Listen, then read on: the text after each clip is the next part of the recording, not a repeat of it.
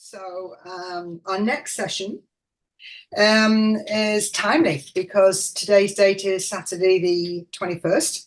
Tomorrow is Sunday the 22nd of September, and here we are at the Autumn Equinox.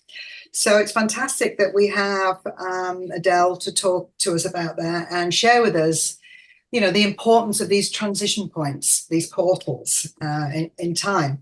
And Edel is a Dublin-based interior designer, writer.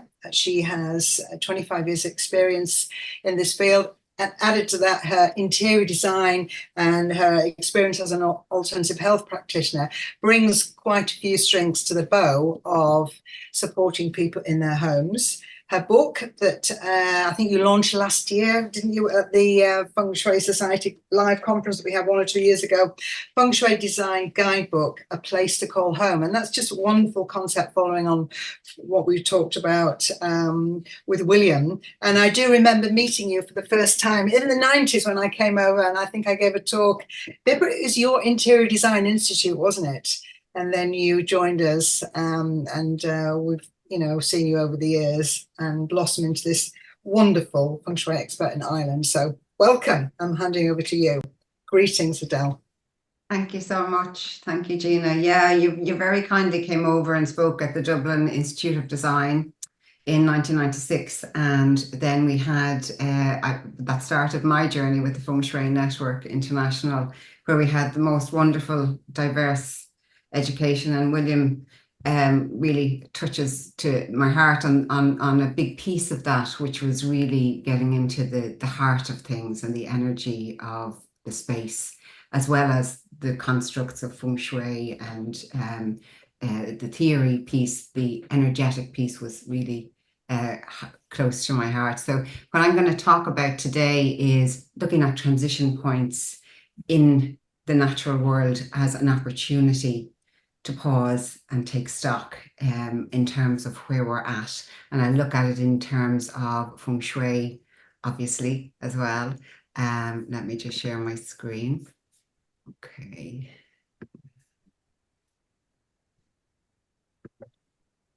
Okay, so hopefully you can all see this. So really, I suppose what these tipping points in the year offer us is an opportunity to pause, because we're all so busy being busy. And depending on what season of your life you're in now, you'll be more busy or having a little bit more time. But what I would suggest is to use this weekend as a great opportunity to just take a moment to pause. Wonderful idea from William, which is just so life-changing, to take that moment at the beginning of the day to connect.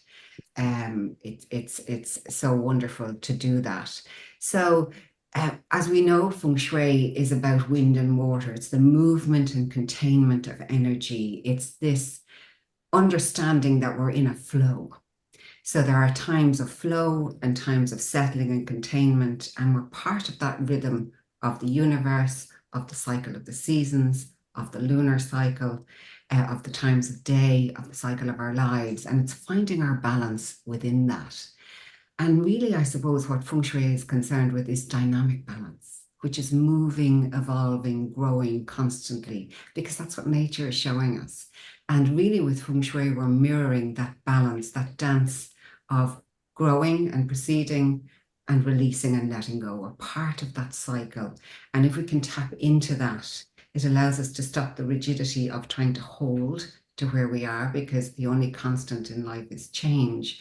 And if we can tap into that natural rhythm, that it's only change, and change is safe and necessary to us, it allows us to be constantly in a state of becoming in terms of our lives. So we all know about the concept of yin and yang, and we need to find our own balance in that dance. So again, depending on who you are, what season of your life you're in, what's happening for you right now, you will want to be more in the state of yin or yang, somewhere in that dance.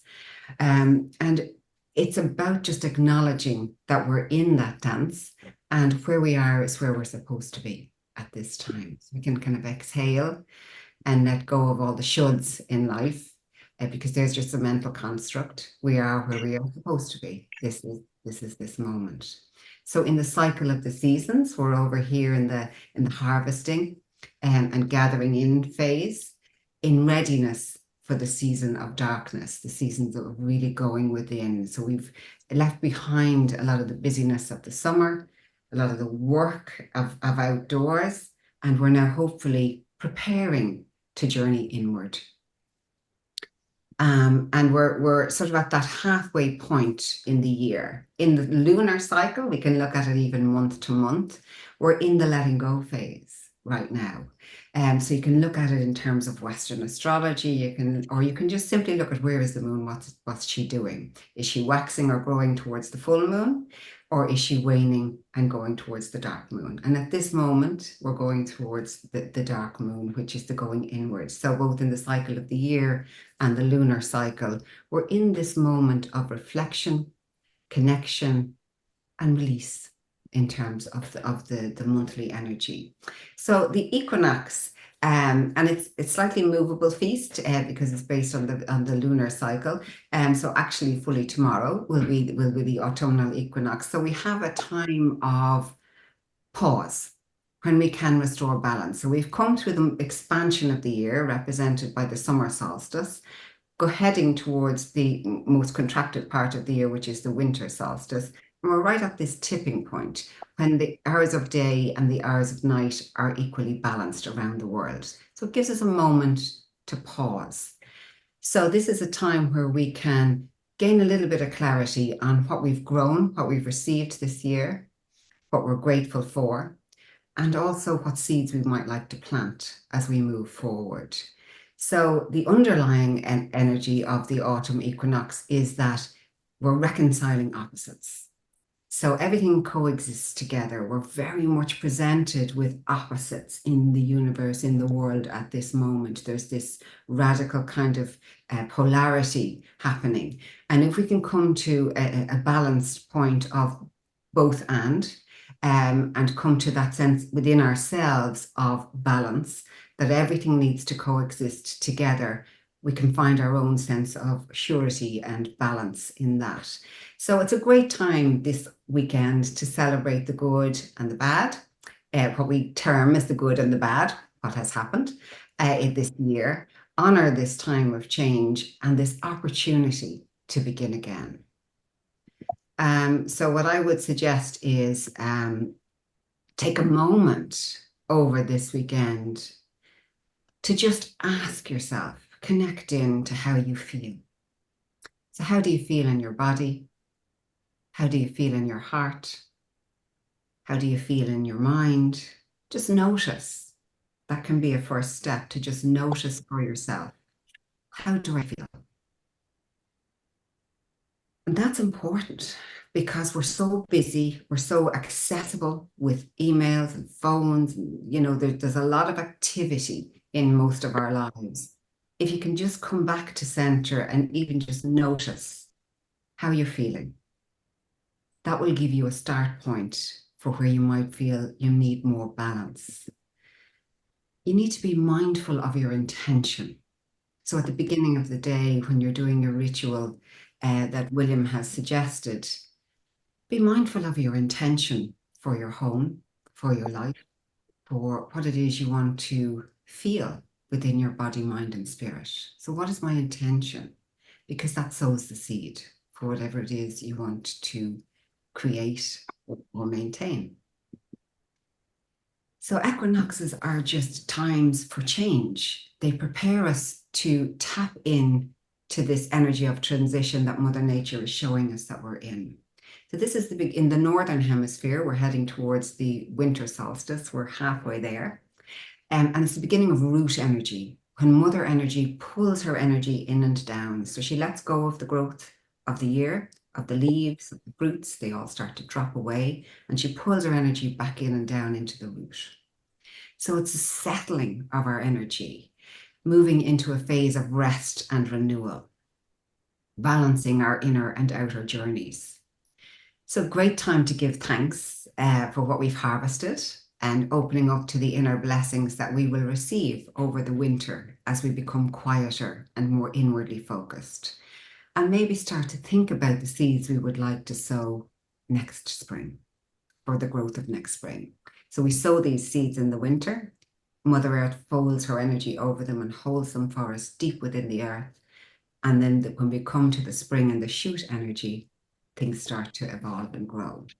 So this is our time of really just connecting in to what that might look like.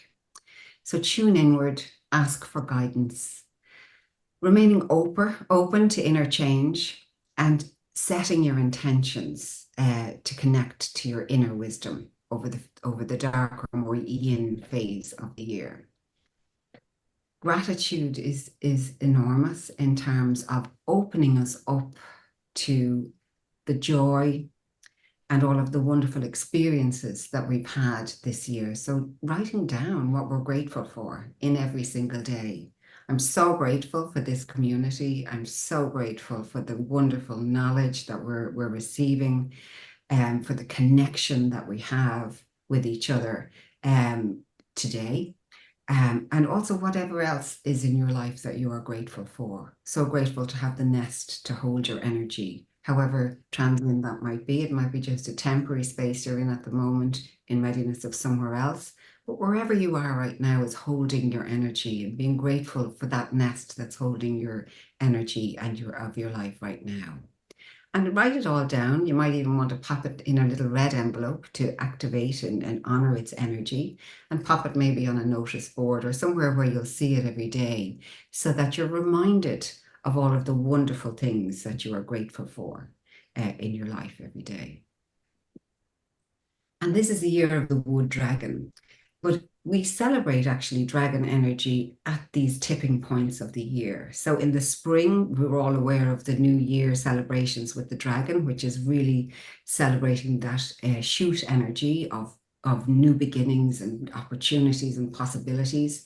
But in the autumn equinox, we celebrate the dragon bringing the fire of the sun down into the underworld, into the unseen realms, and activating our inner fire.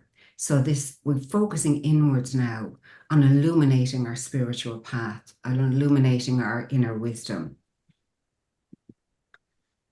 So we know, I'm sure many of you were at the Nick Haynes presentation for the Society. If you haven't seen it, he presented it at the beginning of this year, and it'll be on the YouTube channel for the Feng Shui Society, that whole energy of the wood dragon and what it has brought in for us this year. But it's also offering us an invitation to release past trauma, to release global past trauma and personal past trauma, to lighten our load internally and externally. And because nature abhors a vacuum, once we make space, it allows us to open up to something new dropping in. That's just the natural order of things. So clutter is often where we start with Feng Shui, and it's because we can get in our own way of keeping ourselves stuck in the past with a lot of stuff, work to be done, things around us that are getting in the way of our actual just getting through our daily lives. So look around and see what flat surfaces maybe could do with just to clear out, a letting go of things that have gathered consciously or unconsciously, and making a bit of space and putting something more uplifting in its place, so that as we encounter that space going through our homes, we're uplifting our energy. And this central core of our space might be the place to start. So I'm going to focus on that today, but just notice where you're feeling a little bit congested, a little bit constricted, and where you might like that energy to move, because many people now are working from home.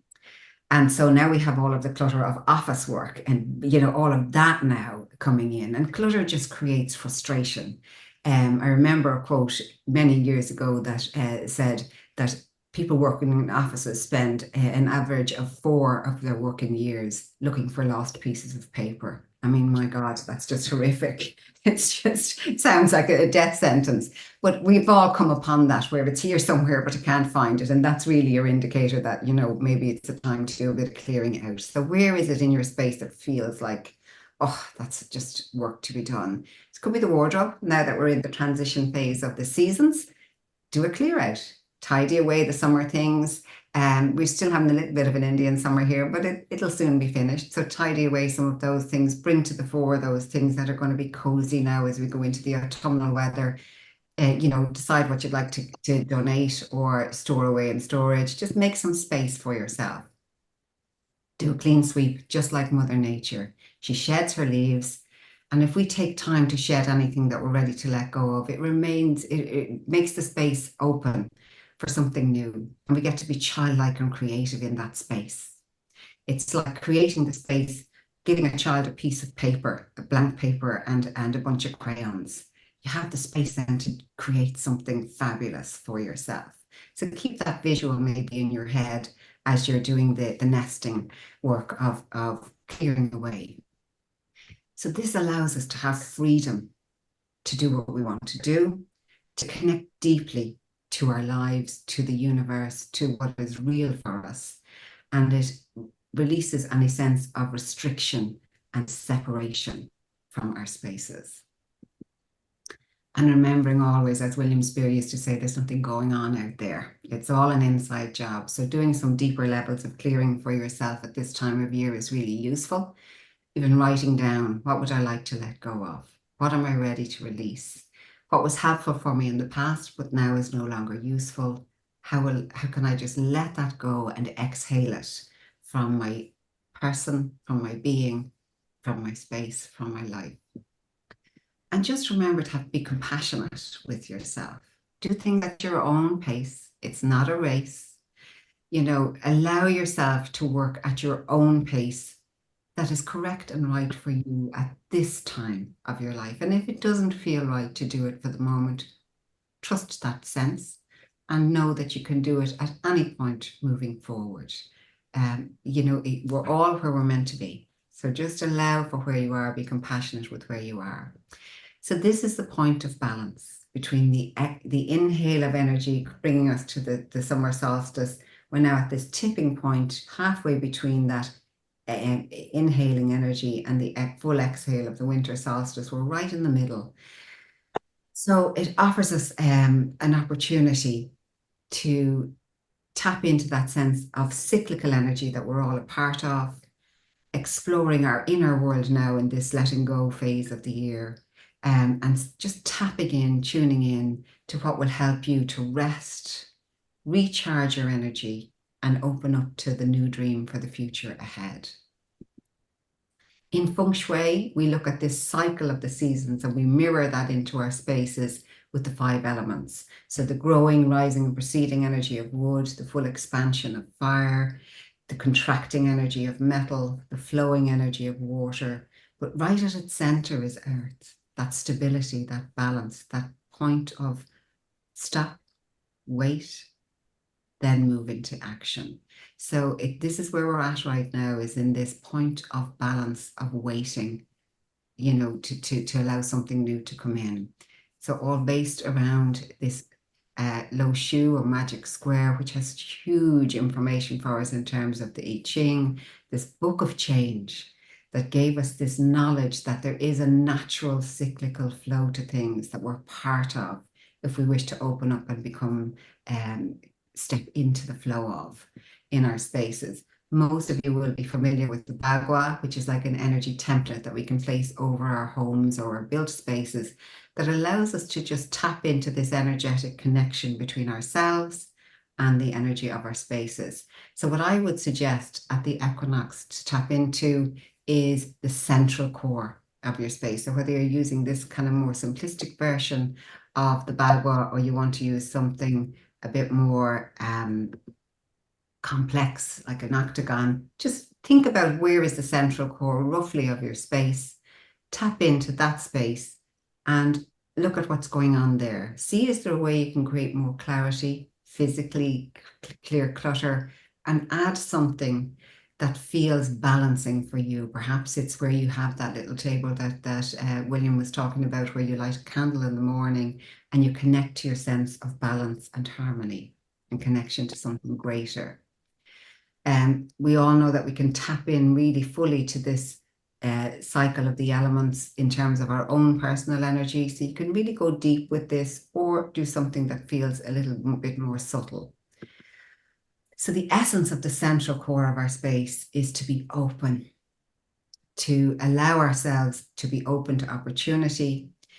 like the open palm of a hand, if we can visualize the sunlight shining in. So maybe we have some bright lighting, maybe we have a candle, we have something that illuminates the central core of our space to open us up, to breathe in new possibilities, so that that then can be radiated out into every area of our space. Grounding your energy, so important. Grounding yourself into your sense of belonging and connection to your sense of place. So even just standing on the earth barefoot will connect us to our sense of place.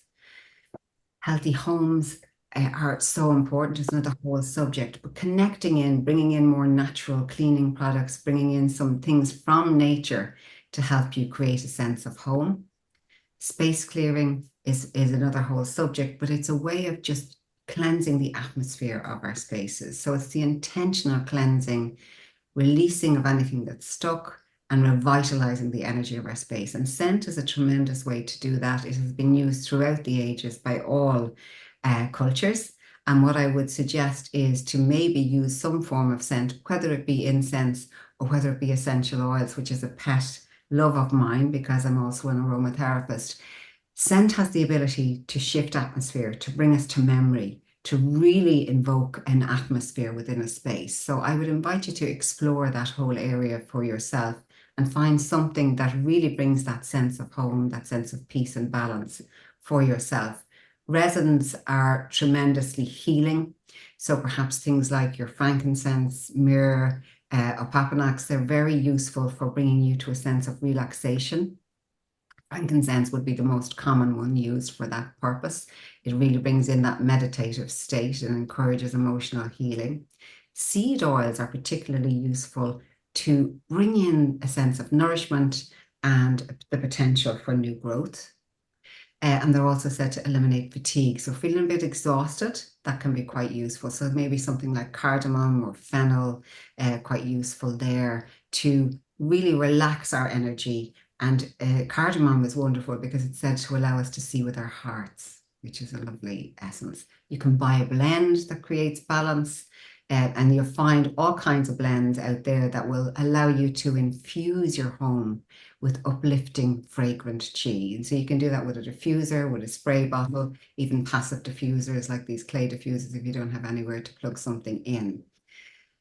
Try and find some way to bring in nature to create a sense of balance for you, whatever that looks like for you. And scent is deeply personal. So I would invite you to explore whatever you're drawn to at this moment and maybe do a deep dive and figure out, well, what does that particular oil or that particular scent have to teach me?